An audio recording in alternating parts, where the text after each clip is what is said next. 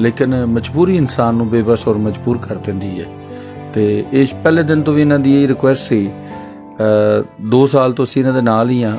अल्लाह ताला ने इन्हां दा वसीला बनाया है और मज़ीद भी अल्लाह ताला इन्हां वास्ते आसानियां पैदा करे और करेगा इंशाअल्लाह अल्लाह ने चाहे तो ये माजूर बच्चे ने चाहते हैं कि इन्हों कोई, मैं पहले भी रिक्वेस्ट की थी कि बहुत सारे ऐसे लोग अपनियां प्रॉपर्टियां 50-50 साल तो पाकिस्तान छड़ के ते आउट कंट्री शिफ्ट हो चुके ने या है ने, या बहुत सारे लोगों की इत्थे प्रॉपर्टियां मौजूद ने। तो कोई बंदा अगर कोई एक कमरा मतलब एक कमरे का घर होवे इन्हों उत्थे वाड़ दवे, उत्थे रही जाना, तो ऐसा भी हो सकता है। तो अल्लाह की ज़मीन भी बहुत वड्डी है और अल्लाह के बंदियां दा दिल भी बहुत वड्डा है। अगर ऐसा सिलसिला बन जाए जी, तुसीं कहना चाहोगे?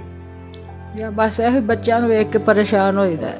अल्लाह की बड़ी वड्डी मखलूकात है, बाहर रहते हैं लोग एक दूसरे को उत्थे कह कवा के किसी की मदद हो जाती है।